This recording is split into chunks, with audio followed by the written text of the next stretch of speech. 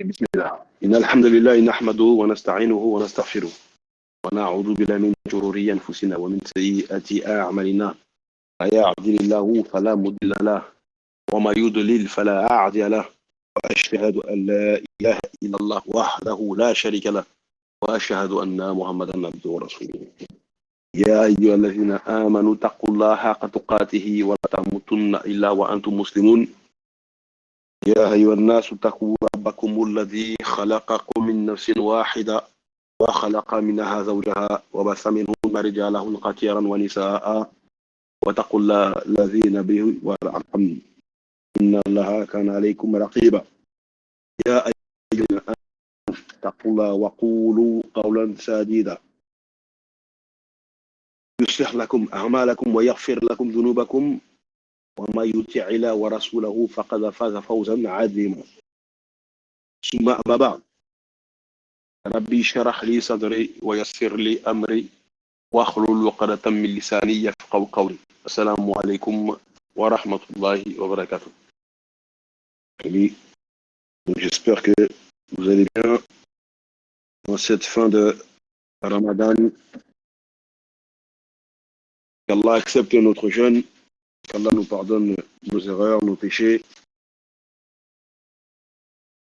Et pour ceux qui ont courage, on s'invite, on se motive toujours pour faire rajouter les 6 jours pour le mois de Shawwal, comme le prophète Muhammad sallallahu alayhi wa sallam nous l'a recommandé, conseillé, parce que vous êtes sans ignorer que le prophète a dit que celui qui, après le mois de Ramadan, rajoute 6 jours de jeûne, sera considéré par Allah comme quelqu'un qui aura jeûné toute l'année. Juste un bonus de 6 jours, il sera considéré comme quelqu'un qui a jeûné toute l'année. Donc, ce qui équivaut à dire que si un musulman il a fait le Ramadan toute sa vie et à chaque fois il rajoute 6 jours, il décède en pratiquant ça, il sera considéré comme quelqu'un qui aura jeûné toute sa vie. Vous vous rendez compte, c'est un bonus. Et la récompense du jeûne, elle est énorme, à tel point qu'elle nous a été cachée. Donc, j'espère pour vous que le jeûne s'est bien passé dans son intégralité. Et donc j'en profite aussi pour vous souhaiter la bonne fête. Donc on sait que c'était hier. Donc il y a beaucoup de famille. J'espère que ça s'est bien passé pour vous. Vous étiez en famille. C'était agréable. On a passé un bon temps. Donc on a passé un bon temps ensemble parce que c'est plus rien. Hein. Donc voilà, je souhaite, même si c'était hier, on peut encore se le souhaiter. Hein. تقبل الله منا ومنكم تقبل الله لنا وما لكم. Famille musulmane. Donc, ce soir, je vais faire une courte intervention. Je serai moins long que d'habitude. Ça sera pour parler toujours, avant de reprendre les cours bibliques sur le livre d'Actes des Apôtres, toujours pour vous parler un petit peu de la finalité, de la miséricorde de notre prophète. Mais je citerai des éléments qui s'attraient beaucoup à sa personnalité. La personnalité qu'il avait, le comportement qu'il a eu face à certaines situations qui dépassent encore une fois le commun des mortels et que à notre époque, et même après lui, on n'a jamais eu un homme qui s'est comporté de cette manière-là. Ce qui prouve encore une fois que Mohammed est bel et bien un envoyé de Dieu. Contrairement à ce que disent les détracteurs de l'islam. Par fanatisme religieux, ou fanatisme sectaire, ou simplement par ignorance.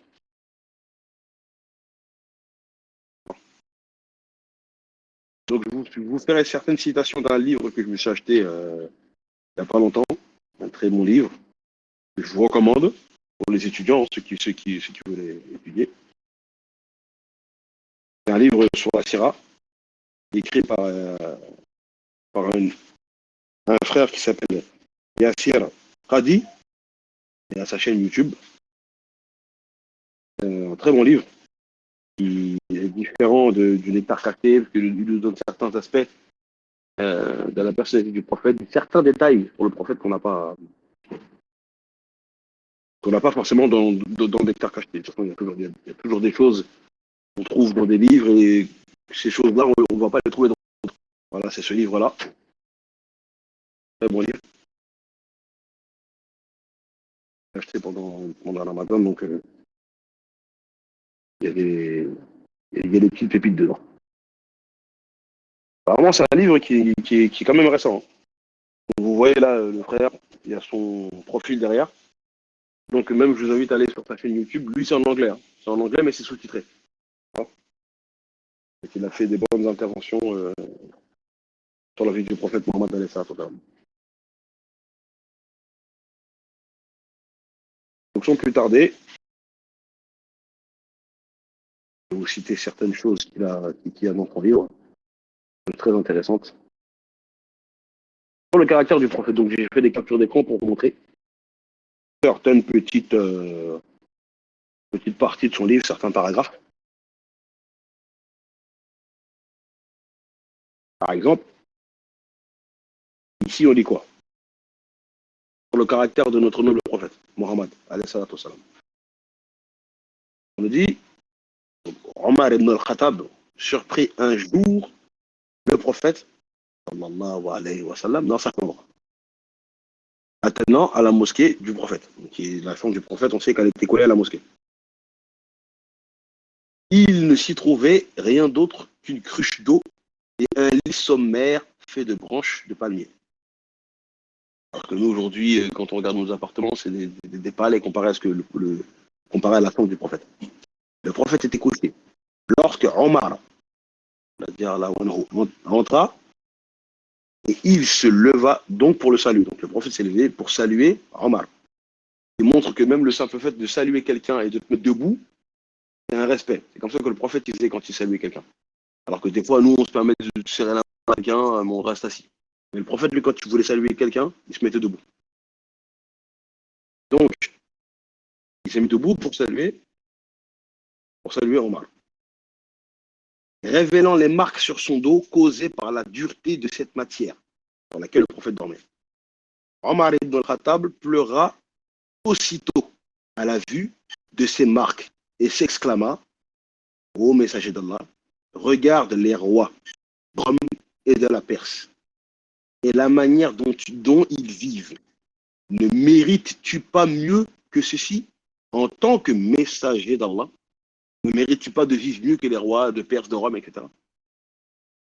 Mais le prophète, salam, réprima alors Omar en lui disant: n'es-tu pas satisfait qu'ils aient cette vie d'ici-bas, à Dunya, tandis que nous avons l'au-delà, Akhira, pour l'interrogation.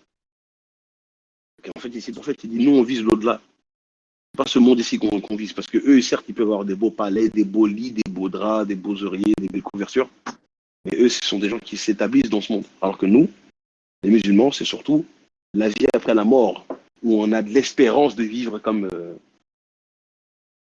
des rois, de vivre à l'aise. En fait, c'est ça le sens. C'est ce que le prophète a dit ici. D'accord. Et on nous dit sur la suite, lorsque sa femme Aïcha adoucit un jour son lit, le prophète dormit plus longtemps qu'à l'accoutumée. Un jour, Aïcha a adouci le lit du prophète. Donc, du coup, il a mieux dormi que il dormait en général. Et manqua donc la prière à Tahajjud. D'accord. La prière nocturne, pardon. C'est la prière nocturne qu'il a ratée dans la Tahajjud. À son réveil, il demanda ce qui s'était passé et ordonna que son lit soit restauré à son état antérieur. Et à la fin de la page, quand vous voyez le petit 32, c'est qu'on nous donne la source de ce hadith-là. Je ne sais pas si vous vous rendez compte. Enfin, je ne sais pas si on se rend compte d'ailleurs. Quand je parle pour moi le premier. Nous, on dort dans des lits, on achète des matelas, il y a des 400, 500, 700 euros, voire plus même. Et un homme qui dort sur quelque chose de hyper, Nous, on n'acceptera pas de dormir dans des lits comme ça. Regardez le messager d'Allah. Et quand sa femme a voulu même arranger son lit, il lui a dit non, tu remets mon lit comme il était. Ça montre que c'est quelqu'un qui a renoncé, qui a renoncé au monde. Ça nous rappelle un peu certains prophètes un peu avant lui. Hein. Quand on lit la Bible, on voit que Jean-Baptiste, la Bible nous dit que Jean-Baptiste, il vivait dans le désert, il avait un habit de peau de mouton sur lui, de peau d'animal sur lui, dans la Bible, et il ne se nourrissait de sauterelles que pendant toute sa vie, quoi. Jean-Baptiste, d'accord. Même Jean-Baptiste avait une vie, c'était même plus privé de choses que le Christ lui-même, hein, que Jésus il vivait comme les gens lambda, il mangeait de tout en fait. Hein, le Christ il mangeait de tout. Il mangeait du vin, il buvait du vin, du poisson, du miel, etc. Comme le dit la Bible. Et Jean-Baptiste, lui, il vivait dans le désert et il mangeait rien, hein, selon la Bible. Hein. Il avait une vie encore plus restrictive que celle du Christ. Mais pourtant, on n'a jamais vu nos frères, nos amis chrétiens le diviniser, vous comprenez? Donc quand on voit le prophète Mohammed, on voit que lui aussi c'était quelqu'un qui se privait énormément. C'est pour ça qu'un musulman ne doit pas se plaindre quand il n'a pas grand-chose en fait. Tu te rappelles de ton prophète? Tu te dis, c'est bon, je ne peux pas me plaindre. Est-ce que vous comprenez?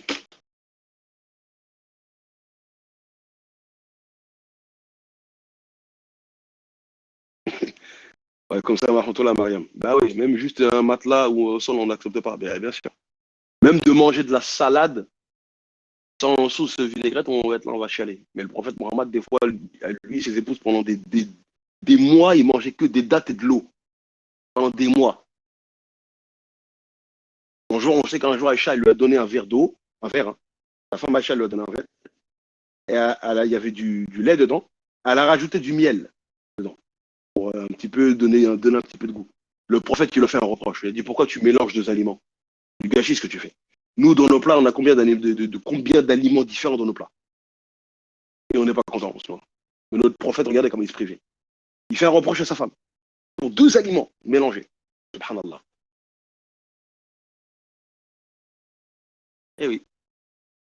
C'est pour ça Allah lui dit dans la sourate Al-Kawthar. Inna a'tainaka al-Kawthar. Fasolli rabbika wanhar. Fais la salat, prie pour ton Seigneur et sacrifie pour ton Seigneur. Faire des sacrifices. Les gens qui ne savent pas faire de sacrifices, on n'arrive pas à évoluer. Pourtant, on a le meilleur des exemples, le prophète. D'accord.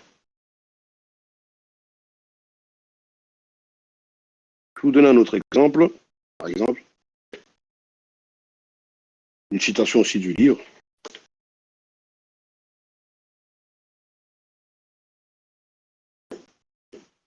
Voilà, je mets les deux parties parce que la photo elle est en deux.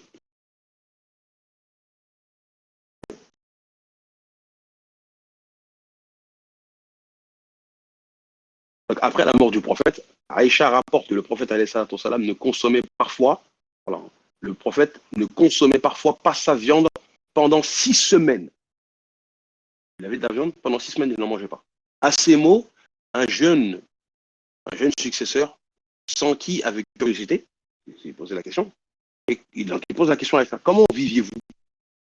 Ce à quoi elle répondit, nous nous contentions de deux choses noires, c'est-à-dire des dates, et de l'eau trouble.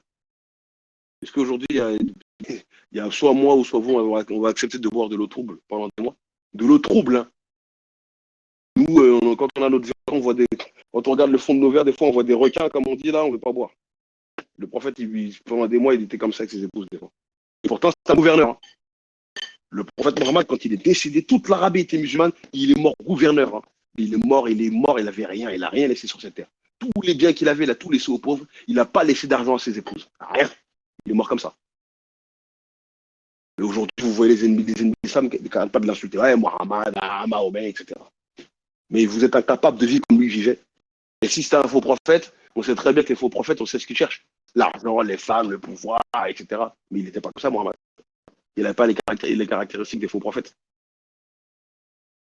Et oui, il est mort gouverneur. Essaie de me trouver dans l'histoire de l'humanité un homme qui est mort gouverneur, l'équivalent d'un roi, qui est mort pauvre. Ça n'existe pas.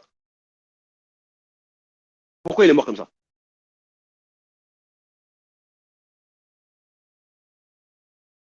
Donc, Aïcha, ici, elle dit qu'on se contentait de deux choses noires, donc des dates et de l'eau trouble. Ensuite, bien des années plus tard, Abdurrahman ibn Auf fondit en larmes en se voyant offrir un plateau de viande et de pain et expliqua sa tristesse. Abdurrahman ibn Auf, un jour, on lui a servi un plat bien garni. Quand il s'est rappelé comment le prophète Mohammed vivait, il s'est mis à pleurer. Il a expliqué sa tristesse. Il a dit, jusqu'à sa mort, le prophète n'a jamais mangé de pain, de blé, à satiété. Il n'a jamais mangé jusqu'à se rassasier, le prophète. Jamais.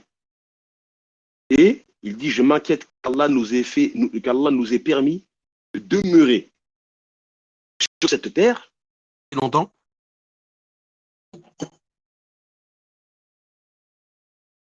Et je t'ai coupé.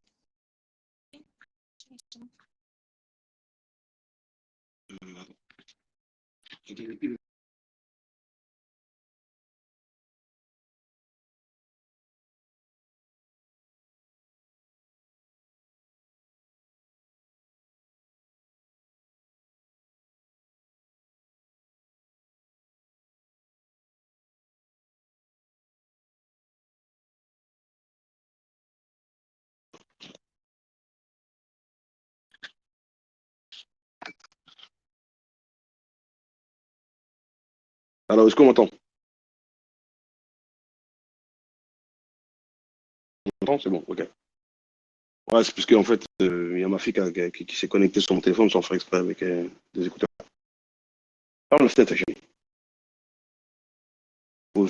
Attendez, excusez-moi 2 secondes, je règle un truc avec ma.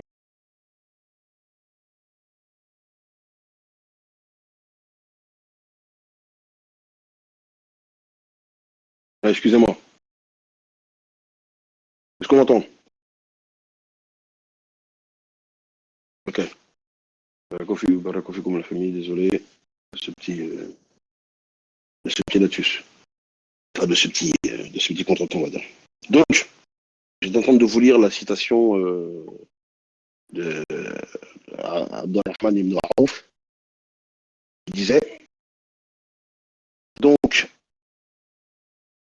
jusqu'à sa mort, donc il a dit, quoi, il a expliqué pourquoi il a pleuré. Le prophète n'a jamais mangé de pain, de blé à satiété, et je m'inquiète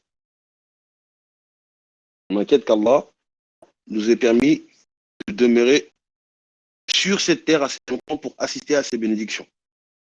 Alors que le prophète est retourné auprès de quelque chose de plus grand, à savoir sa récompense dans l'au-delà, au lieu, en lieu et place de ce bas monde. Donc, dans l'au-delà, en lieu et place de ce bas monde. C'est normal qu'il ait cette réaction. Vous comprenez? Normal. Parce qu'à partir du moment où nous, comment dire, nous, on vit mieux que le prophète, forcément, quand on s'appelle de lui, forcément, on a honte. Vous comprenez? C'est pour ça qu'à chaque fois qu'on prend un repas, il faut on se rappelle un petit peu de Rasulullah et ça, tout ça. D'accord. Donc, je vous ai dit, je ne vais pas faire une intervention très longue ce soir. Hein. Je vais vous donner encore un autre exemple. Je vous donne 2, 3 exemples. Après, on fera une petite phase de questions-réponses sur lui.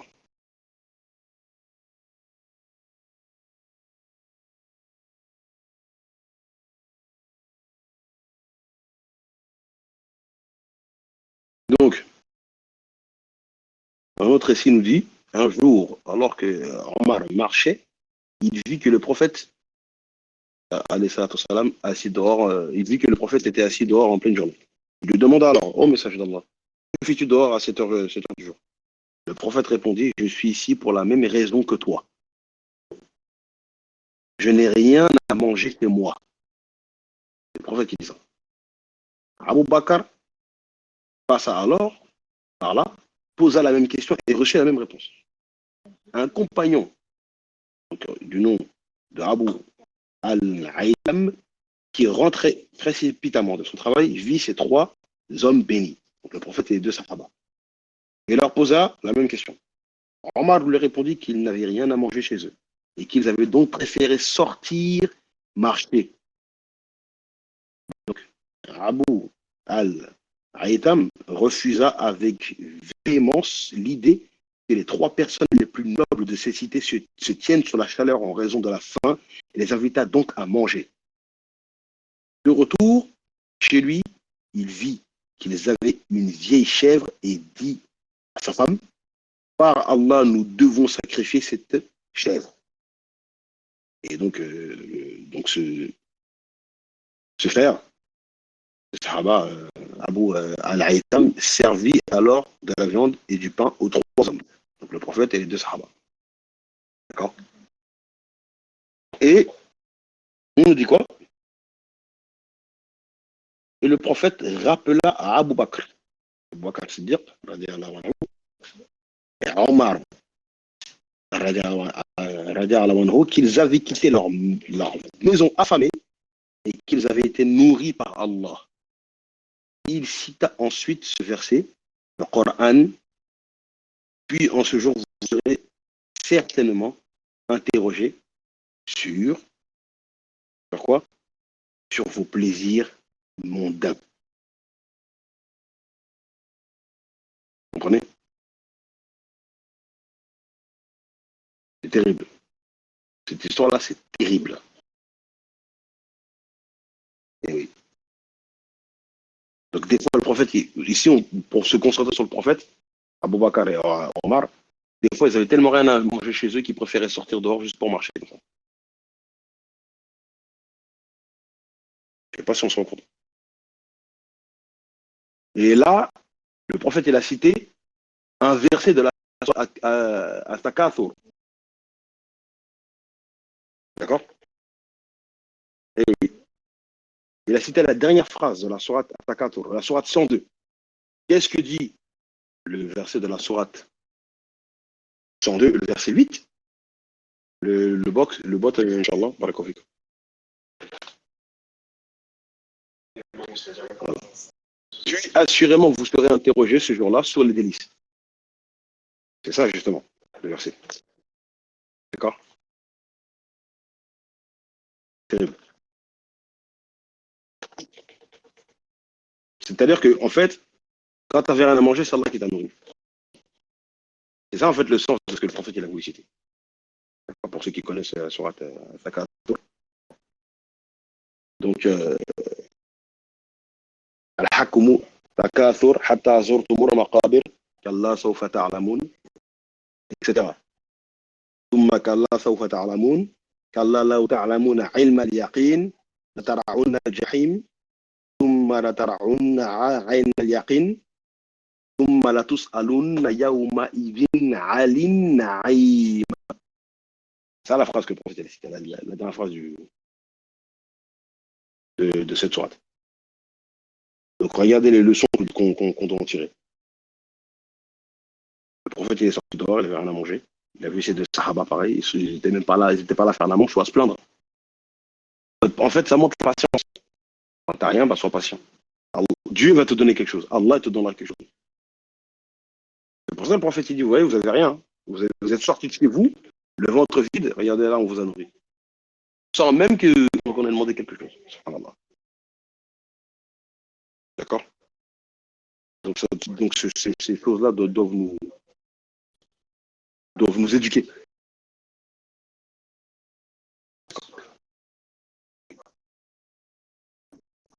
Je vais vous donner encore un autre exemple, mais on revient un petit peu sur la miséricorde du prophète, la miséricorde qu'il avait.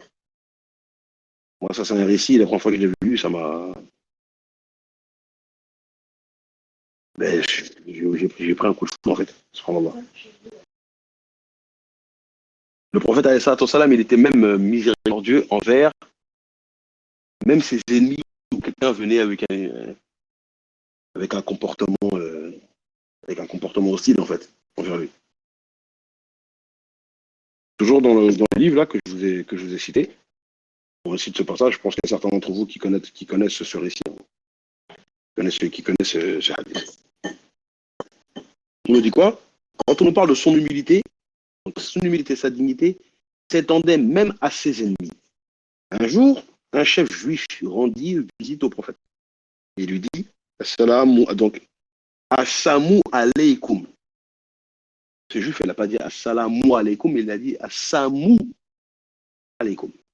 Il s'agissait d'un jeu de mots dérivé de la salutation islamique. Assalamu alaikum. Mais lui, il a dit Assalamu, pas Assalamu. La première expression signifiant ici, donc, ce que le juif a dit, que la mort soit sur toi. C'est ce que le juif a dit au prophète. Que la mort soit sur toi. Au lieu que la paix soit sur toi. Le prophète garda toutefois son sang-froid et répondit simplement Wa alaykum.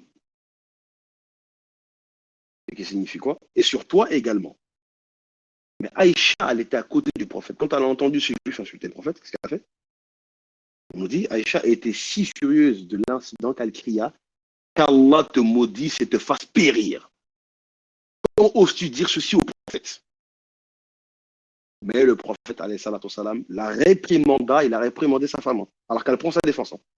Il dit du calme, ô Aïcha, ne sais-tu pas que tout ce qui est doux est beau, et chaque fois que la douceur se trouve en une chose, elle l'embellit, et à chaque fois que la dureté se trouve en une chose, elle l'enlaidit.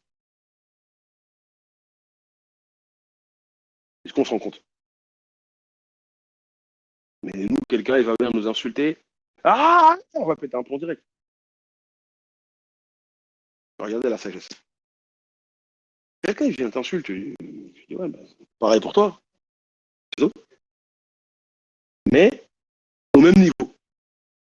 C'est ça. C'est que même ça, c'est un enseignement islamique. Quand tu réagis à une hostilité ou à une attaque, tu réponds au même niveau, va pas au-dessus. Aïcha, elle a été plus loin même que l'insulte de ce juif-là. Le prophète, il réprimande qui? Au lieu de réprimander le juif qui est venu l'insulter, le prophète, il réprimande sa femme. Parce qu'elle a dépassé, elle a dépassé ce que le juif a dit. Aujourd'hui, il y a qui est comme ça?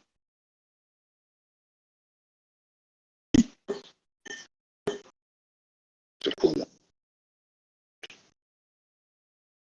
ça qu'on a un magnifique prophète. Mais est-ce qu'on prend exemple sur lui?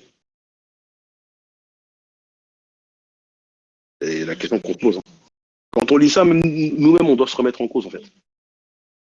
Nous-mêmes, on a tous vécu des choses comme ça. Quelqu'un qui est venu avec un comportement hostile ou insolent ou insultant ou menaçant, ce que tu veux. Et nous, on réagit. Voilà, moi, je suis le premier à le dire. Hein. Moi, je suis quelqu'un d'impulsif à la base. Je suis quelqu'un de nerveux à la base. D'accord. Moi, il y a encore quelques années, quelqu'un me parlait mal. Oui, mais avec le dîn, avec le dîn, on a pris de la sagesse. Et là, donc aujourd'hui, on arrive à tolérer plus de choses qu'avant. Mais pas au niveau du prophète. Jamais de la vie. Vous comprenez? Exactement, la religion, elle apaise. Ouais, subhanallah, la religion, elle apaise. D'accord. Et je vais vous citer encore quelques exemples. Après, on fait une phase de questions-réponses, Inch'Allah.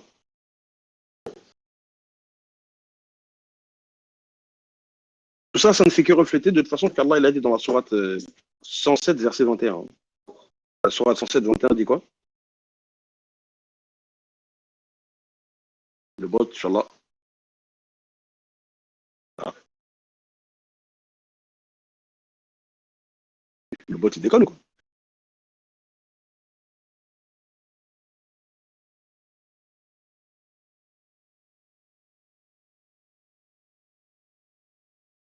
Ah, le bot il a du mal là. Voilà, ok. Alhamdulillah. Et nous t'avons envoyé comme miséricorde pour l'univers. Tout simplement. Encore une fois, on le voit. D'accord? On le voit à travers le prophète. C'est que ce qu'Allah il a donné au prophète là, on le voit ici. D'accord? On a un hadith, le prophète il nous dit quoi? Un hadith qui est rapporté par Abu Hudhayfa, dans le texte. Donc on a dit, hadith rapporté par Abu Hudhayfa,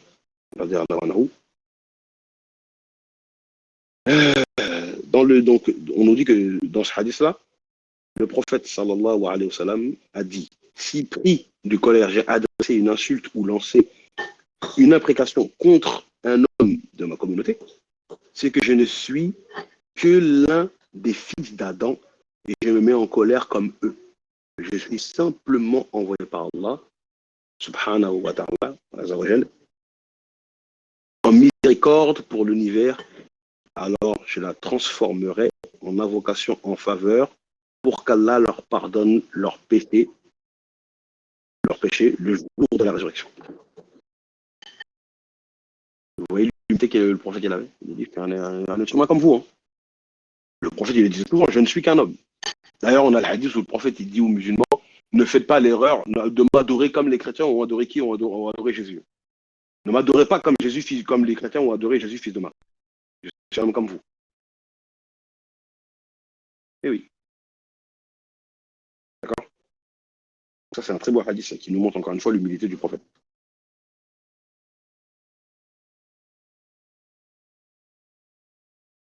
On en a un autre, un petit texte.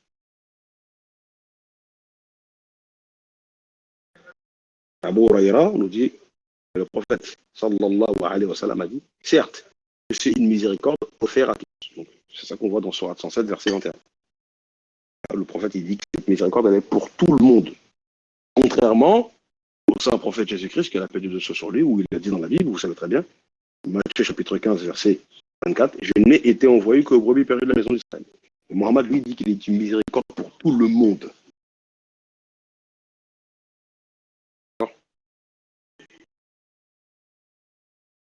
On a cet autre passage où le prophète dit quoi?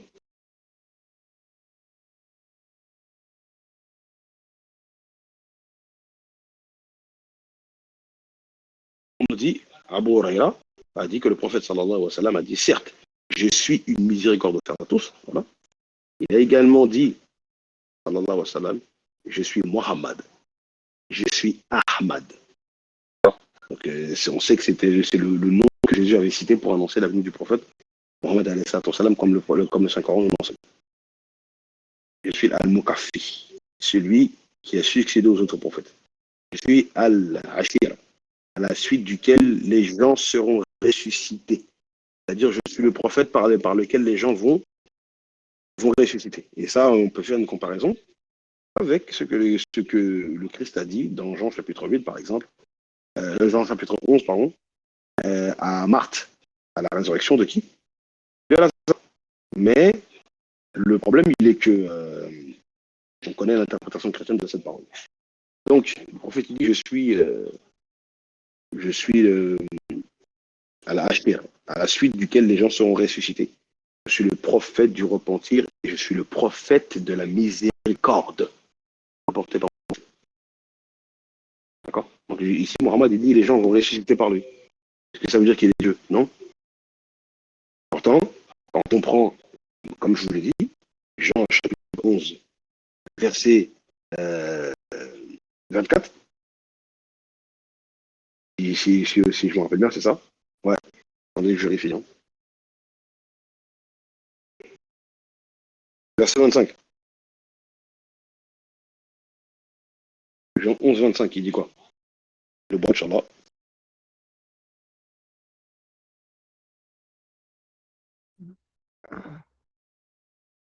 Vos micros, s'il vous plaît, il y a quelqu'un qui a la coche.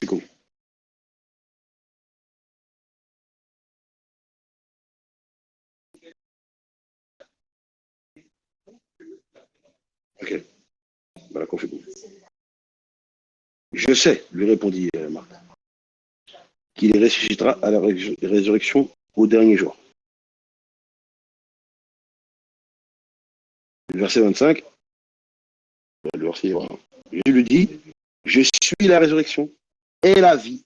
Celui qui croit en moi vivra quand même il sera mort. Et il y a beaucoup de chrétiens qui ont cité ce passage-là pour dire, regardez, il dit qu'il est la résurrection. Donc ils l'ont interprété littéralement. Et ça veut dire quoi? On ressuscite par lui, donc les deux prophètes le disent. Ils sont à la résurrection. C'est-à-dire, on ressuscite si on a cru, on a suivi leurs enseignements. Et leurs enseignements ne viennent pas d'eux, mais d'Allah. Donc, si on les a suivis, si nous sommes à leur suite, on va ressusciter en les suivant et en étant dans la béatitude, en étant sauvés par Allah. C'est ça que ça veut dire, c'est tout bon.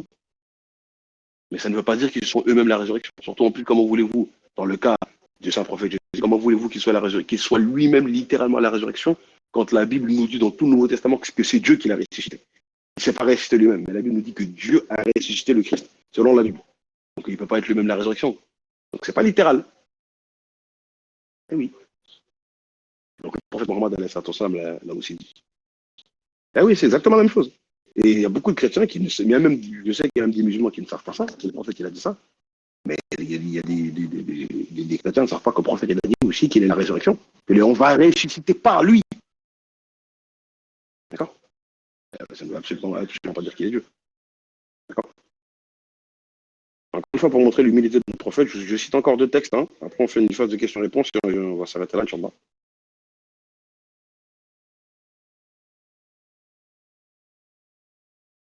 Voilà.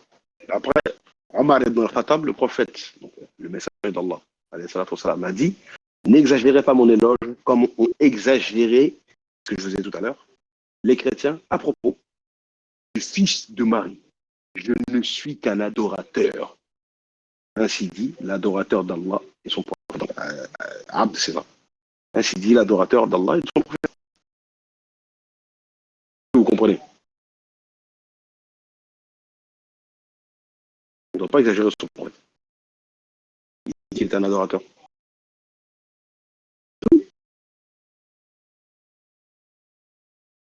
Eh oui. Pourtant, le Christ lui dit qu'il adore Dieu. Quand on prend Jean chapitre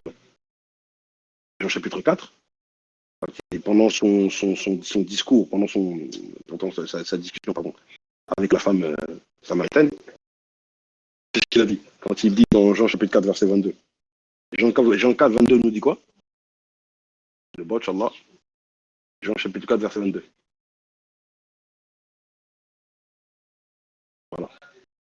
Il dit à la femme samaritaine: vous adorez ce que vous ne connaissez pas, mais c'est-à-dire que lui, il est dedans, lui-même, il s'est mis dedans. Nous adorons ce que nous connaissons, car le salut vient des Juifs. Donc Mohammed, il dit que c'est un adorateur, Jésus aussi dit que c'est un adorateur. Et pourtant, il y a des êtres humains aujourd'hui qui sont en train d'adorer quelqu'un qui a adoré Allah. On fait comment? C'est triste. C'est très grave. Donc, dernier texte que je vous cite. On nous dit quoi? Pardon, c'est le même texte que j'ai cité tout à l'heure. Voilà.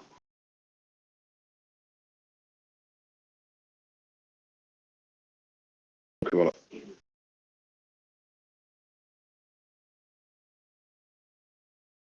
Donc, le prophète, il s'est fait agresser une fois par un homme. Un homme a voulu le tuer. A voulu tuer le prophète. Et là, ce hadith-là, c'est une dinguerie, comme on dit. Regardez.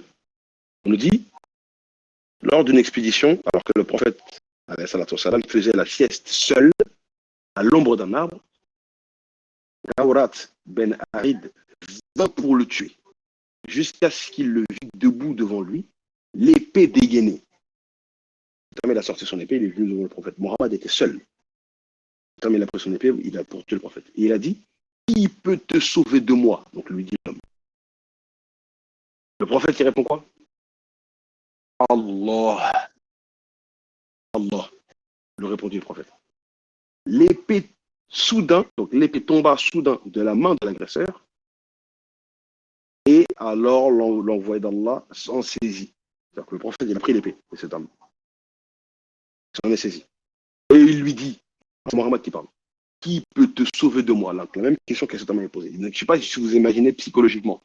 Tu viens pour tuer quelqu'un, tu as une épée, et au moment où tu veux frapper, ton épée, elle tombe de ta main, et c'est ton ennemi, la personne que tu veux frapper, c'est lui qui ramasse ton épée. Vous imaginez psychologiquement la personne? Donc, le prophète, il pose la question: qui peut te sauver de moi? Et le prophète, il répond, enfin, cet homme-là, justement, qui était venu agresser le prophète: sois le meilleur redresseur, lui dit Gawrat. Et l'apôtre, donc le messager d'Allah, lui accorda son pardon et le laissa partir. Et cet homme retourna auprès des siens. Et il a dit, je reviens de jeter le meilleur des hommes, dit-il. Et c'est rapporté par Ibn Abid. Voilà, on a la référence ici, en 1905. Vous vous rendez compte? Regardez la miséricorde de notre prophète. Le problème, c'est qu'on ne prend pas exemple sur lui. Eh oui, on ne prend pas exemple sur lui. Pourtant, c'est pas logiquement, on devrait prendre exemple sur lui. Pourquoi? Parce que c'est pas pour rien que Allah subhanahu wa ta'ala nous a dit dans le Coran, vous avez en la personne du prophète le meilleur des exemples. Vous comprenez? Mais est-ce qu'on le prend comme exemple?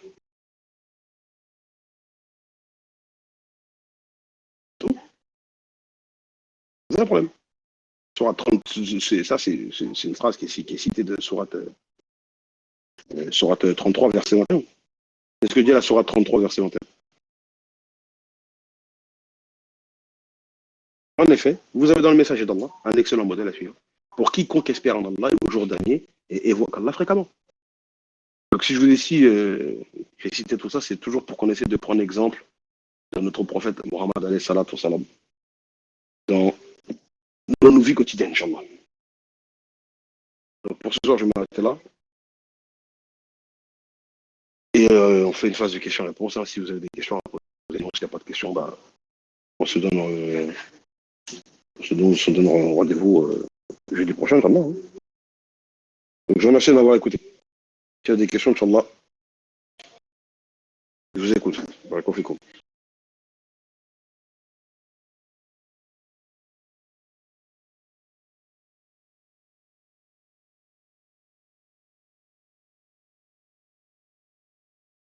Barakallahu.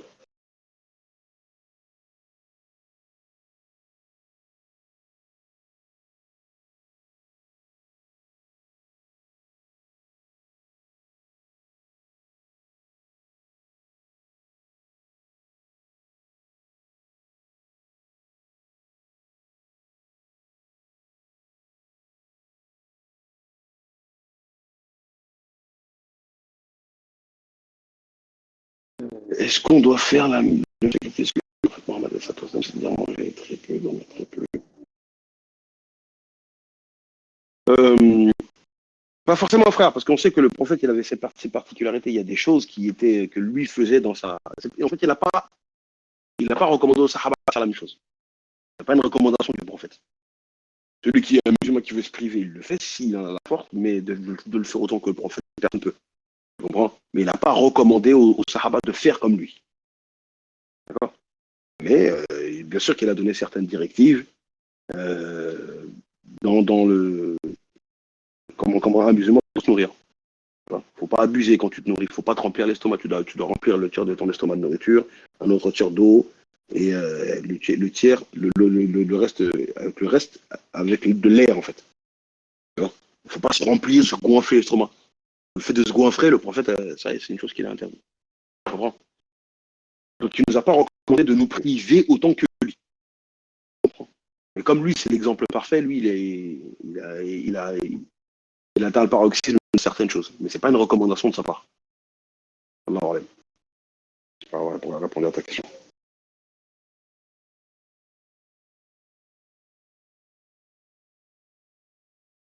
Euh,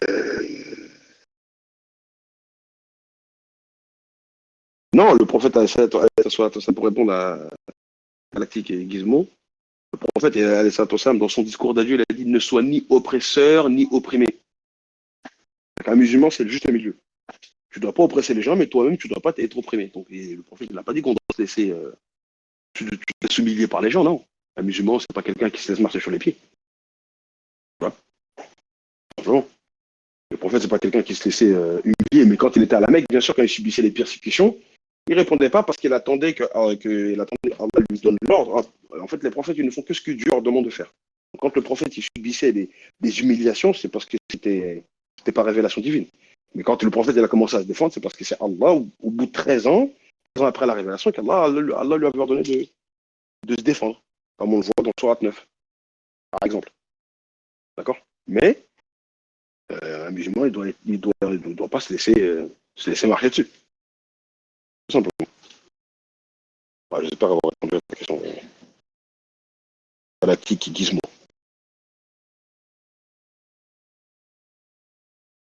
Bah, dans la racine, pour répondre à ta question dans le récit que j'ai cité, en tout cas, le texte ne nous dit pas que l'homme s'est converti, mais en tout cas, il a dit, je reviens du meilleur des hommes. Donc, la miséricorde du prophète l'a ébranlé.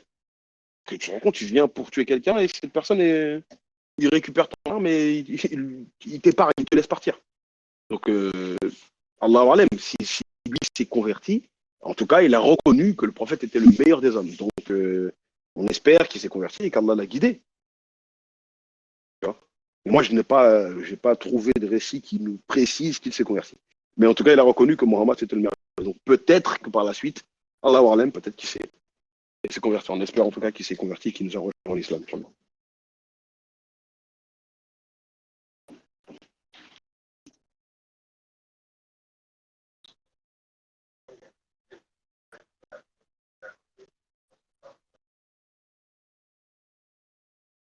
En fait, il faut comprendre une chose. Pourquoi souvent les prophètes, ce sont des gens qui ont souffert. En fait, Dieu, il a toujours voulu, Allah, il a toujours voulu que. En fait, pourquoi Allah il a fait ça? C'est que les exemples, en fait, les prophètes sont des exemples en général. Tu demandes à un chrétien, il va dire que un chrétien sincère, il sait que Jésus, c'est un exemple. Mais pas forcément dans toute chose. Le célibat, par exemple, le Christ, il n'a pas parlé sur ça. Il n'a pas dit aux chrétiens, soit il n'a pas dit aux hommes, faites le célibat comme moi. C'est une particularité que le Christ il avait. Mais Jean-Baptiste aussi, il était célibataire. Jean-Baptiste aussi, il n'a pas eu une femme, des enfants. Donc, les prophètes sont des exemples en général, mais ils ont des spécificités, des choses qui sont pour eux. D'accord. Donc, ce qu'on dit, des choses qui sont rades aux prophètes. Donc, les prophètes sont l'élite du genre humain. Ce sont eux les exemples. Donc, pourquoi Dieu il a donné souvent une vie aux prophètes, à ses prophètes en général, une vie assez dure, c'est pour que nous, on se serve d'exemple, pour qu'on on prenne exemple sur eux quand on a nos problèmes. Comme on se rappelle que tel et tel prophète, on prend le prophète Job, par exemple. Tous les chrétiens savent que la vie de Job dans la Bible, c'est terrible. On a aussi son histoire dans l'islam, c'est pareil.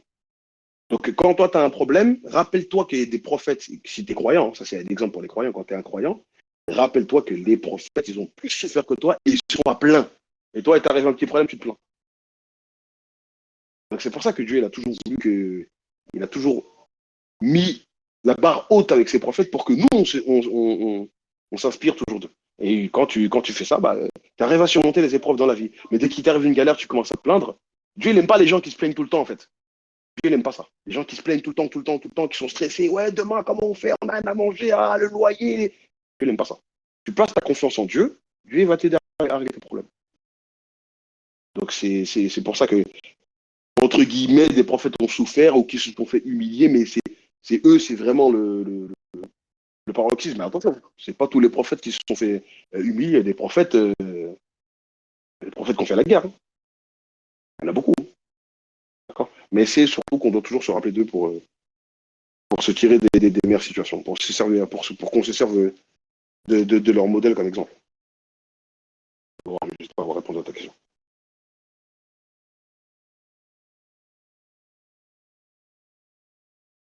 Bah, bien sûr, Rocket, il y a des musulmans égarés qui adorent le prophète Mohammed. Ça existe. Hein. Si tu as des gens de certaines sectes qui adorent des morts, qui viennent se prosterner devant des tombes, tu es en train d'invoquer un mort, t'es en train de. Bien sûr qu'il y en a qui t'as même des musulmans qui adorent leur shir, frère. Des musulmans ils ont même de l'adoration envers leur shir. Tu comprends? C'est terrible. Tu vois? Hey, c'est des égarements, frère. Si on rentre dedans, frère, on va rester là jusqu'à demain matin, c'est même pas la peine. Bon.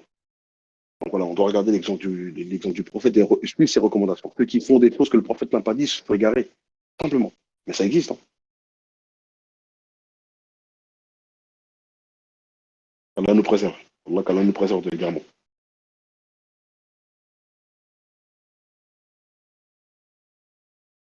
Oui, la Hadia, etc.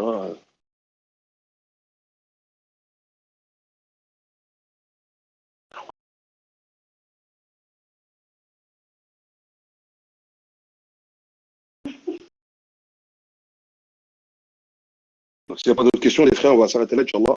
Comme je vous ai dit ce soir, je ne vais pas faire une intervention très. D'accord, s'il n'y a pas d'autres questions, on s'arrête là, Inch'Allah.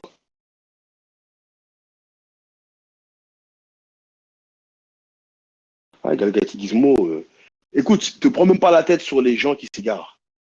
D'accord? Il y a des êtres humains qui adorent des vaches, comme en Inde. Des êtres humains qui adorent un homme, des êtres humains qui adorent le soleil, la lune. Il ne faut pas surpris qu'il y ait des êtres humains qui vont adorer un être humain, frère. Hein. Faut pas surpris de ça, frère. Hein. Eh oui, frère. Il y a des musulmans, bien sûr. Enfin, des gens qui se disent musulmans. À part seulement t'adorer le prophète être musulman. Donc tu peux plus le considérer comme étant musulman. Tu es dans le shirk, là. C'est fini. Dans le shirk Akbar, t'adores un. C'est fini. C'est sorti de l'islam. Donc c'est plus un musulman. Même s'il se revendique musulman. Tu comprends? Donc, frère, l'égarement de l'homme ne rentre même pas là-dedans. Toi, qu'on reste concentré sur ce que l'islam te recommande. Parce que ça va te faire mal le crâne hein, si tu rentres là-dedans. Moi, je suis sénégalais. Il y a des sectes au Sénégal, comme le mouridisme, bah, ils sont en train d'adorer un homme qui s'appelait Cheikh Amadou Bamba. Tu vois. Et j'ai grandi dans ça, moi. Enfin, quand je dis que j'ai grandi dans ça, c'est-à-dire que j'ai des gens de ma famille qui sont dans ça. Et il y en a qui le divinisent comme un dieu. Alors que lui, quand tu regardes ses enseignements, ça a simplement été un musulman qui a combattu pour l'islam contre la colonie française. Et Allah lui a donné des mu'jiza. Comme il a bénéficié de certaines choses miraculeuses, bah, il l'adore aujourd'hui. Pourtant, lui, il n'a jamais dit qu'il était Dieu ni quoi que ce soit, ou adorez-moi, ou jamais de la vie. Lui, dans ses écrits, il a écrit beaucoup de livres. Il a, il a parlé que du prophète, alayhi salatu wassalam. La dernière fois, je suis même parti dans la boutique à Paris, là, à Couronne, là où il y a toutes les boutiques islamiques. Il y a même des livres. Il y a un livre que j'ai vu qui parle de lui. J'ai même pris la photo de ce livre-là. Hein. Regardez la photo, je vous la montre. J'ai pris la photo par rapport à Cheikh Ahmadou Bamba. Et pourtant, il y a des musulmans pourtant, tous ceux qui le. Enfin, beaucoup de personnes qui le suivent, pas tous, hein. Mais il y en a certains qui disent de lui clairement, c'est Dieu, en fait. C'est Dieu. Il y en a, ils vont à son mausolée, ils prient devant sa tombe. D'accord. Voilà. Et pourtant, il n'a jamais demandé à ce qu'on l'adore. Hein. D'accord. Lui, son histoire, ça fait environ un siècle. Voilà. Vous comprenez? Voilà, voilà, tu vois, c'est ça. Cheikh Ahmadou Bamba, moi j'ai grandi avec l'histoire de Cheikh Ahmadou Bamba. Voilà, sa tombe, elle est au Sénégal. Et d'ailleurs, ma mère est enterrée dans sa ville, à Touba. Pour lui, là, il y en a, ils font du shirk akbar sur lui, hein. Cheikh Ahmadou Bamba. Et quand tu leur demandes est-ce qu'il a dit qu'il était Dieu, jamais de la vie. Il s'est même appelé Khadim Rasoul, c'est-à-dire serviteur du prophète en arabe. Vous comprenez? Et pourtant, là, ils le divinisent. Clairement, hein. Clairement, il y en a, ils vous disent il est Dieu. C'est ceux qui disent. C'est pas différent des chrétiens qui disent que Jésus est Dieu. Pourtant, si tu lui demandes est-ce que les chrétiens sont dans la vérité, il va te dire non. Mais toi, tu es en train de diviniser, tu es en train d'adorer un homme comme lui. Est-ce que lui, il a dit qu'il était Dieu ou il s'est appelé serviteur du prophète? Si lui, est en dessous du prophète, pourquoi toi, tu dis même pas de Mohammed qu'il est Dieu, mais tu dis de lui que lui, il est Dieu. Subhanallah. Sois un peu cohérent, mon ami. Combien de fois j'ai eu des débats avec des mourites où ils ont pris la poudre d'escampette quand je leur ai donné des arguments. Vous comprenez? C'est n'importe quoi. C'est ce que je dis. Donc l'égarement des hommes, c'est trop. Eh oui, exactement, bah oui, eh oui, bah oui. Eh, c'est ce que je dis. C'est ce que je dis. Ça, c'est les baïfals. Les baïfals qui disent, c'est pas les mourites, eux, ils jeûnent. Mais les baïfals, c'est une secte particulière. Eux, ils disent qu'ils ne prient pas et qu'ils ne jeûnent pas. J'ai un oncle qui est baïfal. Hein. J'ai un oncle au Sénégal, il est baïfal. Ceux qui ont les locks, là. Bah, ouais, il fait rien, il ne prie pas. Il ne prie pas, il ne jeûne pas. En tout cas, à l'époque, c'est ce qu'il m'avait dit. Hein. Je l'ai revu il y a 3 ans quand on est parti enterrer ma mère, donc j'ai pas eu le temps de parler de ça avec lui. Hein, parce que j'aurais bien aimé avoir le temps pour lui faire d'arroi. J'ai pas eu le temps. J'ai pas eu le temps. D'accord. Et c'est comme ça.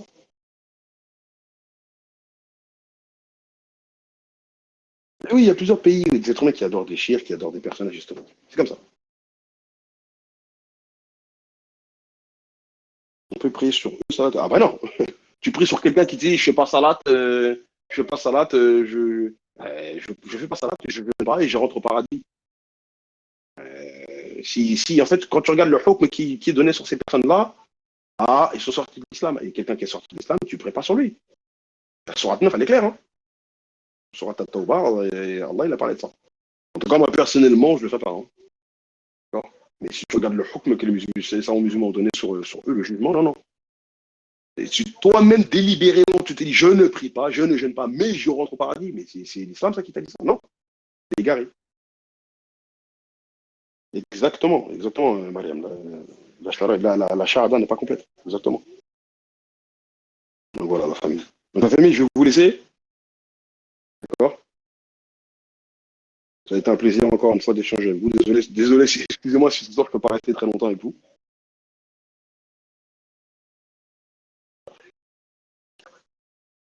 Donc, je vous donne rendez-vous jeudi prochain, Inch'Allah. Et donc, on prendra, là, on s'était arrêté par rapport à Actes avec les apôtres. Et voilà, hein, qu'Allah accepte à nos œuvres. Hein. Allah accepte nos œuvres. D'accord. Donc, la famille, bah, merci, je vous remercie de m'avoir écouté. Qu'Allah me pardonne si j'ai commis des erreurs. J'espère ne pas avoir commis d'erreurs. Et comme je l'ai dit, bah, je la force de faire les 6 jours les 6 jours de plus. Comme ça, on serait considéré comme étant des gens qui ont joué toute l'année. Donc, je vous remercie d'avoir écouté. Mes respects à vous. Chapeau bas, je vous donne rendez-vous jeudi prochain, Inch'Allah. D'accord. Donc, سبحانك اللهم وبحمدك أشهد أن لا إله إلا أنت أستغفرك وأتوب إليك إن أعطيناك pardon. والعصر إن الإنسان لفي خسر إلا الذين آمنوا وعملوا الصالحات وتوصوا بالحق وتوصوا بالصبر. السلام عليكم ورحمة الله وبركاته. نعم.